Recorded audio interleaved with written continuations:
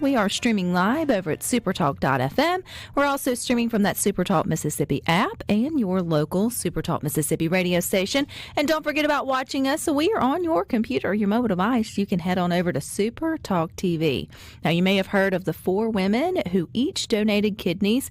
They set out for a 444-mile bike journey along the Natchez Trace Parkway to help promote and raise awareness for living organ donation. They completed their journey, and 2 of them are joining us today, both from Mississippi, Miss Diane and Anna. So welcome, ladies. Thank you. Glad to be here. I'm excited to talk about this. We wanted to get you girls on prior to your journey, but it didn't work out. But now we get to talk about how much fun you guys had and how this all came together. So, Anna, I'm going to start with you. How did this idea of getting 4 ladies for 444 miles to trek out on your bikes? It was all Diane's idea. She contacted me with this, I think, 3 years ago, and we had found each other through an organization called Kidney Donor Athletes, who was a kind of a spin-off from another Facebook group of living kidney donors. And kidney donor athletes are, those of us who have donated a kidney who are runners, cyclists, or really any type of athlete who like to network together to kind of compare stories about how do you train, what can you do after donation. So we found each other. She had this idea, had the number 444 in her head. So her idea was 4 women, each with 1 kidney. So therefore 4 kidneys. And then the whole Natchez Trace Parkway, 444 miles. And of course, sticking with number 4 in 4 days. Oh, I forgot about the 4 days part, which kind of really adds to the intensity of you guys' sort of journey. So the 2 of you, Diane and Anna, y'all both are from Mississippi. Did y'all have 2 other ladies in mind? Obviously, they would need to have been bikers, or maybe not. Maybe it was something they could have worked towards. How did you pick your other 2 partners? I'll jump in here. We posted it on that Kidney Donor Athlete Facebook page where Anna and I had connected, let folks know that we were looking for 2 other cyclists, preferably women, because it worked with our theme. We actually initially had an overwhelming response, and I was really proud. We had responses from folks all across the United States that were interested in joining us. Couldn't quite maintain taking that many women across the 3 states, narrowed it down to the 4. But in part of that process, I'm really excited that we let other people know outside of Mississippi, Tennessee, and Alabama about the Natchez Trace. The 2 riders that joined us, one was from Vermont, one was from Colorado. Neither one of them had even heard of the Natchez Trace before they had seen the information on the ride. So to bring them from out of state and let them come join us and learn about the South was really exciting and fun as well. This had to be just fun and exciting, too, just to put together. I mean, it's one thing to have one friend that thinks this crazy idea is a good one. It's another thing to see that all these other people want to join in with you, which I think is really neat. Anna, what do you think it is about just raising the awareness and the promotion that probably got more, you probably got more applicants than normally if you were just asking for folks to go out for a 400-mile bike ride? Well, we all know as living donors that it's stories that really drive this process. I donated a kidney because I saw a local news story here on the coast. I live in Van Cleve, Mississippi, and I saw a story about a woman who donated to the wife of a customer in the store she worked in. And so people have seen my story and been inspired to do it. My sister has donated since mine. So we know that it's stories that inspire others and give them the idea that maybe this can be something they can do. Absolutely, and too, just the feat, an incredible feat, because, Diane, I guess one of the misconceptions with being a living donor would be that it would dramatically change your lifestyle, and you guys are fighting back against that. So obviously 4 ladies, 4 kidneys made it for a healthy 400 miles. Do you feel like groups like that you're a part of, the Facebook groups and these types of awareness events, is really helping educate people that, hey, look, you may provide a kidney, but that doesn't mean that your life is really any different post-operation? Absolutely. That was one of our main goals. And I think seeing this type of an event just reinforces to folks that you can live a full, active, healthy life after donation. And I think it's important, too, not just for folks that may want to look into being a donor themselves, but let's educate everyone. So when someone steps forward to be a donor, the community around them understands that it's not going to negatively impact their life, and they can support that person also as they go through that process and make the decision for themselves. Diane, how did you find yourself becoming a living kidney donor? My story was about 14 years ago. I have a very good friend who had hereditary kidney disease. We knew that it would one day get to the point that she would need a kidney. She was still living in southern Illinois, where I grew up near her. She gave me a call one afternoon and said, "Hey, it's time. I'm going to start looking for a kidney. I hope I can get a living donor because the outcomes are better. Wait time is a lot of times much shorter for a living donor." And she had seen her father struggle with dialysis, and she really, really wasn't comfortable with going through that process. She explained to me what her need was, and I said to her kind of jokingly, "Look no further. I think that's why we're friends. I'm your kidney." And lo and behold, it ended up I was a match for her. I think I didn't really understand at the time the likelihood of that was pretty slim that I would be her match, but I was able to give her my kidney. Recovery was really quick and easy, and it was so rewarding seeing her go back to living a full, active life. She was a mother. She was able to go back to work full time and be involved with her family, and that was really, really rewarding seeing her. Diane, was there ever a thought of being a living donor prior to your friend literally calling you and sort of having this conversation? Was it sort of like an instant "I'm in," or had you already thought in the past, hey, if this opportunity ever comes up for someone I know, it'd be something I was interested in doing? Definitely not for just anybody that if I came across someone. I think I kind of thought about it because I knew she would get to that point, so I wanted to support her. But outside of that, I had not ever really considered it. But we know now that folks can give to, and two of the 4 riders that rode with us just came forward and said, I have a healthy kidney. I want to share that. Is there somebody out there that needs it?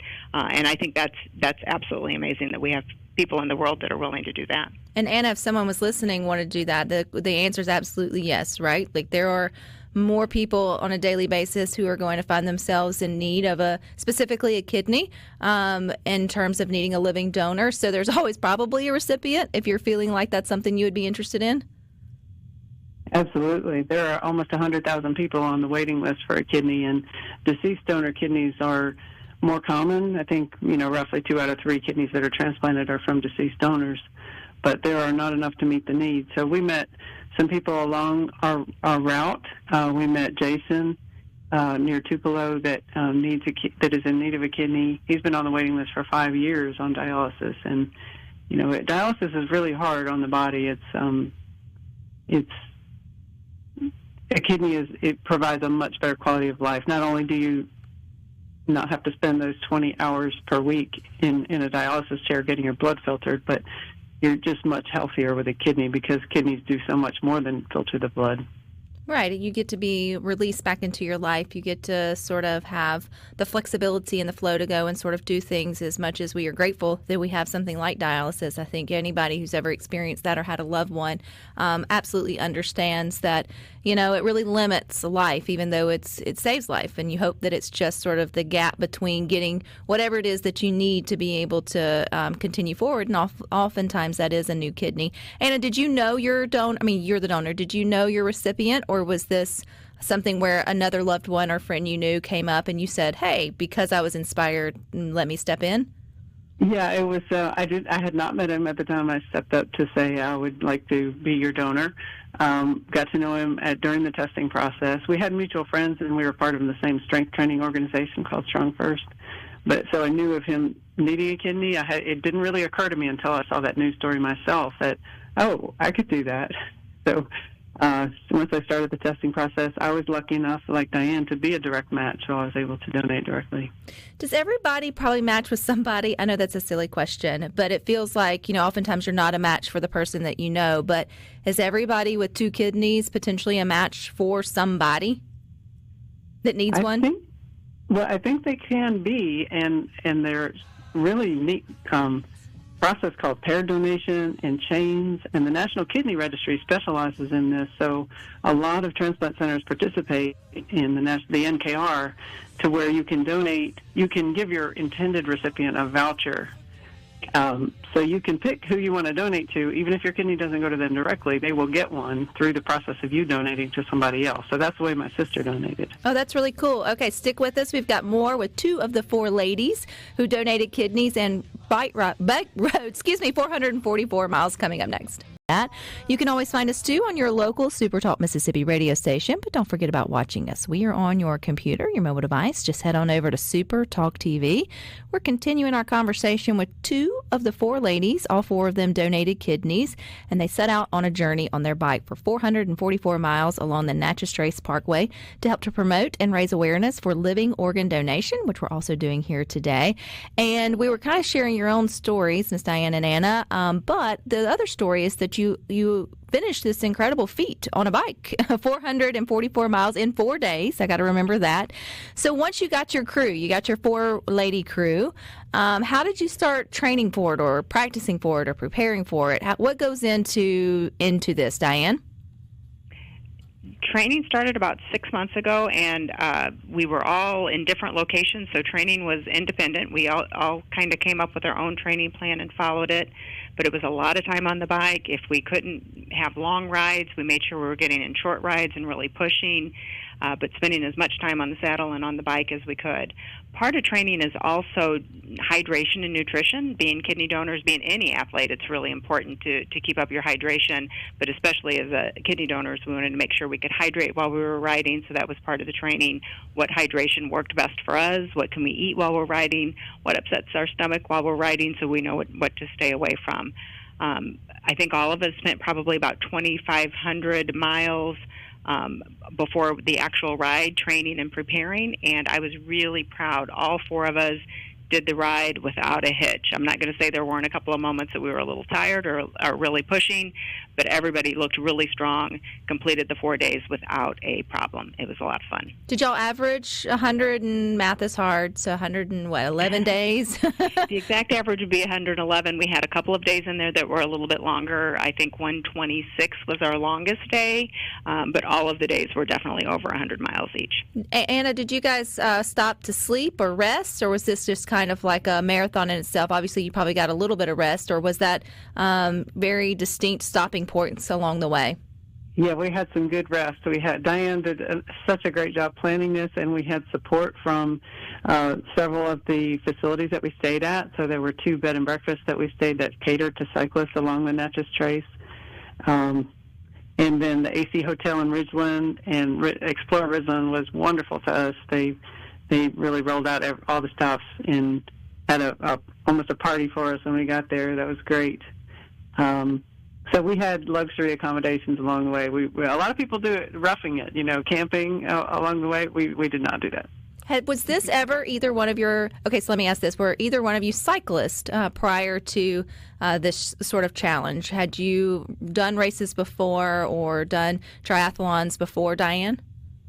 I have been a cyclist maybe 6 or 7 years now. I have done one other multi-day cycling event, which is a ride across Iowa called Ragbri, which is a lot of fun. It was completely different atmosphere, though. This was really kind of the first thing that I would say is more of an endurance ride, with just the 4 of us riding, not part of a bigger group. But I have been cyclist for a number of years. Anna? I've been a cyclist for 16 years and mostly riding here in Jackson County, Mississippi.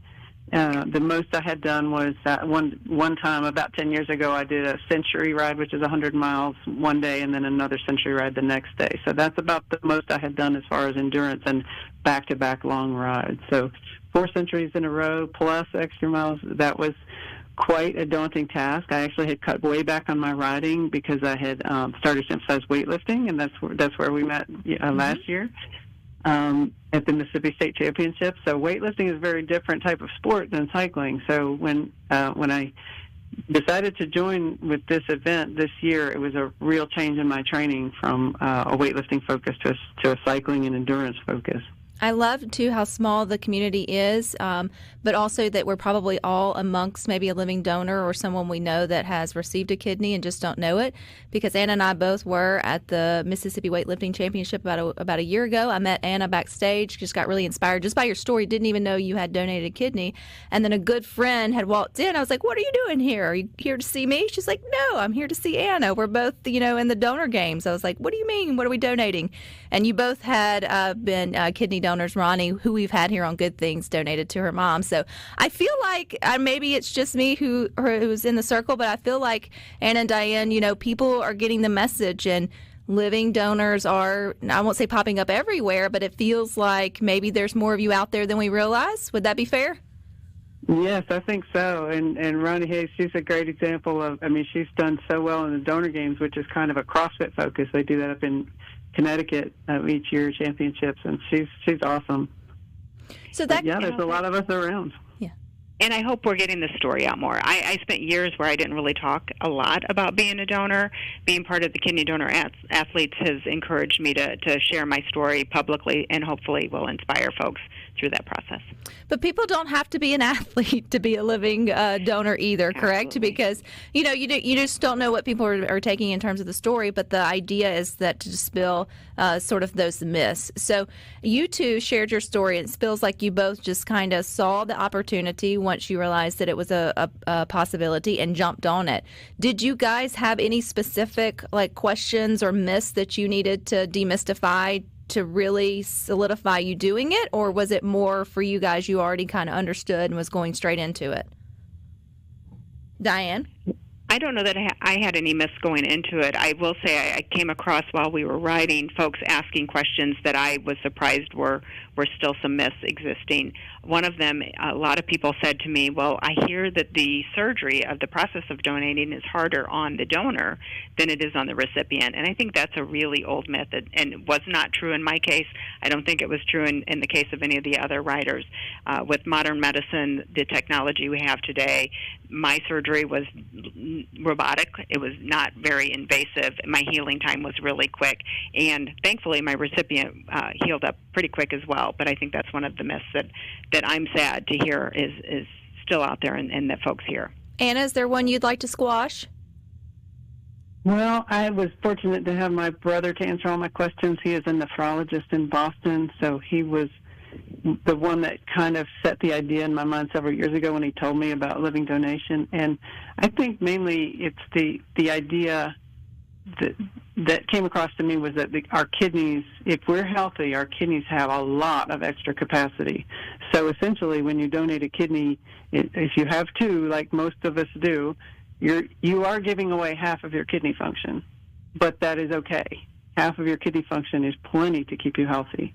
And those that have kidney disease know that their kidney function reduces, depending on how the disease process affects them, it may reduce to 50%, 40%, 30%, and it can go down like 10%, 8%, 5% before they have to go on dialysis. So it's not that they're healthy at 8% kidney function, but they can get by with that. So we can certainly get by with 50% kidney function, and we can't tell the difference. Life is the same. It doesn't feel like you lean to one side because it's heavier than the other. No, didn't notice any difference on the scale either, unfortunately. Yeah. Oh man, you could get them to line up for that if you could make a good case for that. But I think part of it too is just the more that the personal connection when you know someone who has suffered from kidney disease and needs a kidney and or has lived life on dialysis, it's easier to maybe take that step forward. Or if you know someone who's been a living kidney donor and can have all of your questions answered and see them living a life of biking miles and still running or doing the things that they want to do, it makes it less scary. So if somebody's listening to Good Things, either Diane or Anna, and they have more questions about becoming a living donor or wanted to connect to a community, maybe they are one and they didn't know this community existed, how do they do that? Or what's the best next step? I think there's a couple ways folks can get involved. If they have questions and would like to reach out to any of our writers, you can follow us and message us on Facebook. It's the number 4 for women, 4 kidneys, 444 miles, 4 days. You can message us there. And then also the National Kidney Registry, who is one of our sponsors, www.kidneyregistry.com, has all sorts of resources. You click the link that says, I'm interested in being a kidney donor, and you're going to find lots of resources there. And then also Mississippi Organ Recovery Agency was a sponsor. It's our statewide Donate Life Mississippi organization, www.msora.org, and there are all sorts of resources and links there to connect you to other folks that are like-minded. Now y'all just need to find 4 more ladies to come back next year and do the same 444 miles in 4 days and just keep rotating through all those applications. I think it would be a great annual event. Or are y'all off to somewhere else? We have some ideas. You haven't heard the last of us. Absolutely not. Y'all are welcome back anytime, and congratulations to both of you. Just the race in itself is a feat, but also what you guys selflessly did for someone else, I think, is pretty inspiring. So I appreciate your time. Thank you so much for having us. All right, you guys stick with us. We got more for you coming.